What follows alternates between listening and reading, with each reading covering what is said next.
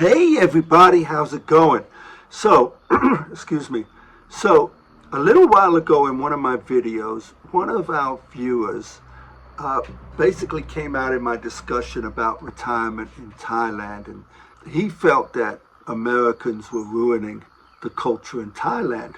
Well, I'm not one to have a knee-jerk reaction to a subjective statement, but I had to look at it and say, you know what? I wonder if he's right. And I think this gentleman came from the Netherlands based on his spelling of English and stuff like that. I couldn't really tell, but that isn't really important. But the fact that he may have came from the Netherlands turned out to be a bit of a surprise to me, as you'll see in this video.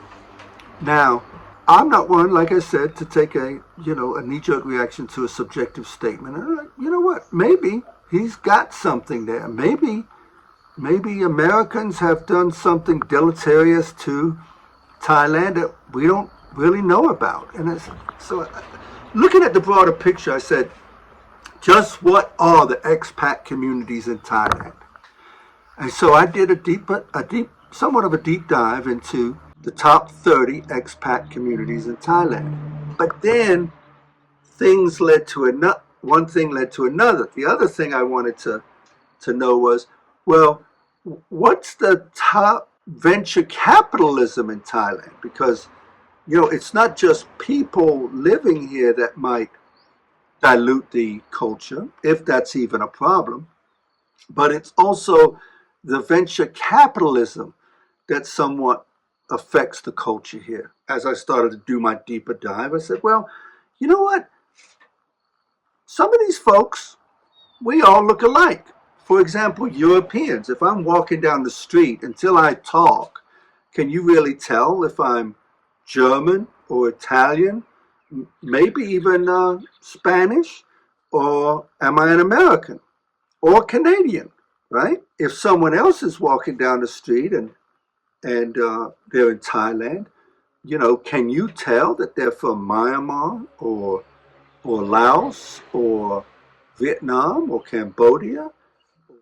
So then that took me to another area. What is the tourism in this country? And the reason I want to know what the tourism is because you have to separate out expats from tourists and from their nation's financial effect in this country. Basically what this video is about was, hey, what are all the expat communities? Who are they and what are their numbers?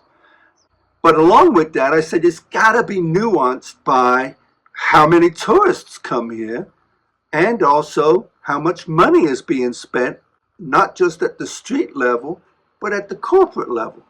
So with that, I'm trying to paint a picture for everybody. This may help you and inform any decisions you have. So let's start off with number 30 to 16 in the top 30 expat communities in Thailand, shall we? All right. And coming in at number 30 is New Zealand. Then we have Spain, Italy, Denmark, Switzerland, and Canada. I was surprised they were so far down the list. Then you've got Indonesia, Bangladesh, Nepal, and Russia. Now, Russia is a very interesting subject because their community is really growing. So while they may be officially listed at 5,000 expats living in Thailand, some references are pointing that there could be as many as 30 to 40,000. But also what's interesting is 1,750,000 tourists come to Thailand every year. And that puts them in the number 5 spot worldwide of all tourists that come to Thailand. Then you have the Philippines and South Korea. South Korea deserves an honorable mention. South Korea, they have up to 70,000 expats living in this country. But they come in at number 4 in the world at 1,850,000 tourists a year. So then you have Sweden, you've got Norway, and then you've got Malaysia. Now, Malaysia is very interesting. There's only about 8,000 expats, but they're the number 2 country in the world with over 6,600,000 170,000 tourists coming here every year. Now let's look at the top 15 through 11. So the next 5. We've got Australia coming in at 20,000 folks living in Thailand. You lump them together with the New Zealanders and now you've got about 21,000 people. Vietnam's very interesting because they've got about 17,000 expats. They could have as many as 100,000 expats in Thailand.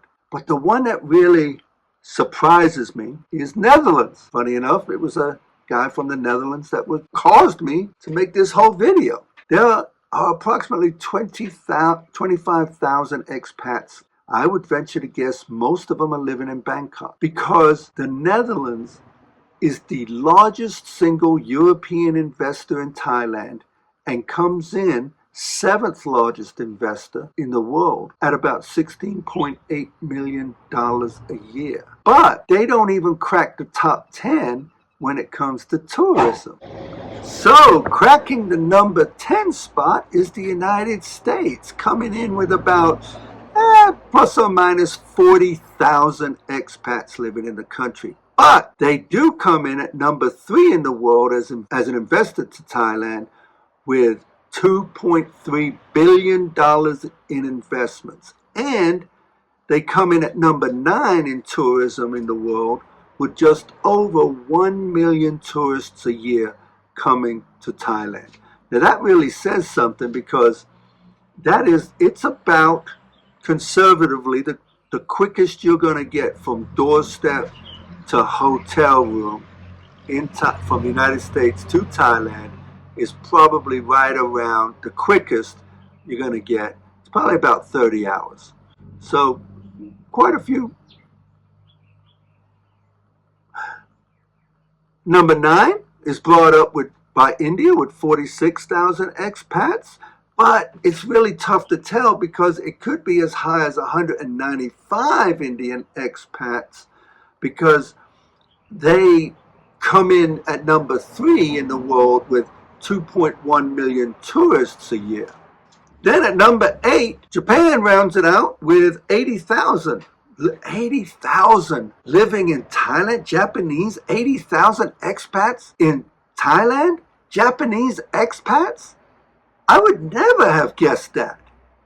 They also come in at the number 4 spot for foreign investors with $2.2 billion invested yearly in Thailand.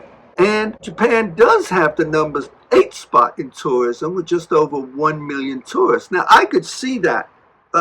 Absolutely. 1 million Japanese tourists in Thailand, easy to believe. 80,000 Japanese expats coming in at number 8? I am a little surprised, but, culturally, the Japanese are not, all in your face with, their culture. Now, coming in at number 7 is the United Kingdom with approximately 85,000 expats. Now, that's totally believable. I mean, sometimes I feel like I can't swing a cat without hitting a Brit. Coming in at number 6 and 5 are 2 countries that seem connected at the hip no matter what they do, as much as they dislike each other. And that is China and Taiwan. Let's talk a little bit about China first. China has about 141,000 expats living in Thailand, but some figures have them as high as 300,000. China is also the number 1 investor in the world in Thailand, investing $4.3 billion a year. They've got over 430 projects going on in Thailand. But interestingly enough, Hong Kong is listed as the number 5 investor, investing $1.1 billion. But, I mean, I always think of Hong Kong and China as one country. I don't know why they're split out. So there you have it. China comes in at number 6 in expats.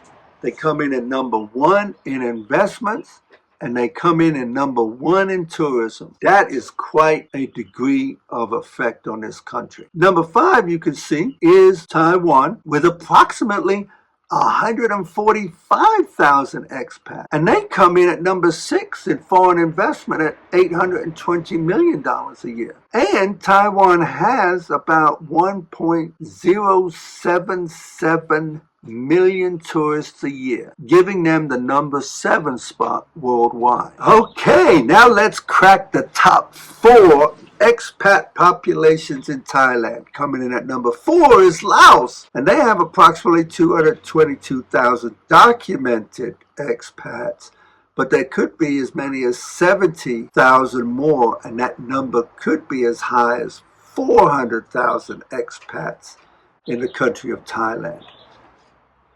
They are the only country in the top 4 that cracks the top 10 in tourism to Thailand, and they come in at number 6 with about 1.11 million tourists. However, none of these top 4 countries crack the top 10 in investment in Thailand. Number 3, Pakistan, approximately 850,000 expats, but that again is a tricky number because 5,000 of them are like citizens, and the other 345,000 are considered ethnic expats. I don't know how that works, but hey, that's what we got. And then Cambodia rounds them out. Now, if you know about the geography of Laos, Cambodia, Pakistan, then you could see how those countries would be contributing a lot to the expat community. Coming in at number 1, this might surprise you, but it's Myanmar, or formerly known as Burma. And the reason why is that because of the war that's going on in Myanmar. So right now there are approximately 9 refugee camps along the Myanmar-Thai border. That's why sometimes these numbers are a little bit hard to put your arms around when you do the deep dive, because if a person is living in a refugee camp, does that make them an actual expat? According to where I got my sources from around the internet, it seems like it is. Now, let me give an honorable mention to Singapore. Funny enough, Singapore, who doesn't even register as an expat country, they do come in worldwide at number 10 with just a hair over 1 million tourists a year. But they come in at number 2 in venture capitalism in the world in Thailand, investing over $3.3 billion.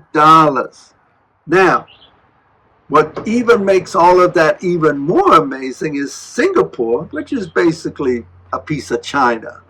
If you're Singaporean, I don't want to offend you, but Singapore, China, been connected by the same landmass, no break, contiguous China, kind of makes you Chinese, but you are a different country.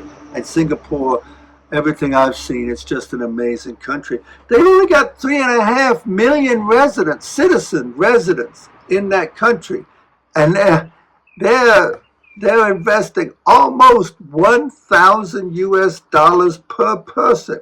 And when you think about it, a third of Singapore visits Thailand as a tourist every year. That's just crazy. Now, as I finish up, keep in mind about these numbers that we're not even including the over 70 distinct ethnic groups in Thailand that make up people like the Hmong, the Karen, the Mons, and the Malay Muslims. Now, the only reason I throw them in is you really, as a generalized tourist coming to this country, or as an expat that's lived here for many years, sometimes making the distinction between all of these disparate groups is somewhat hard to do. Is Thailand a melting pot? Well, it certainly seems like it is. More so than perhaps other countries that claim to be a melting pot. Now, Thailand has its problems. The one thing they respect more than anything is money. So if they perceive you as a tourist or an expat that has money, you're going to be treated well. They don't like to allow anybody in any country without having the financial means to do so. And, you know, you have to, yeah, when you think about it, you'd have to say that's pretty reasonable. Although they do have large influxes of migrants within the region who become expats for various reasons. Anyway, I hope that this has been helpful to you. It's been a little long. Could have done an even deeper dive. If you haven't done so already, you made it this far, why hell, you might as well just go ahead and subscribe to the channel. And I will see you next time. Have a great day.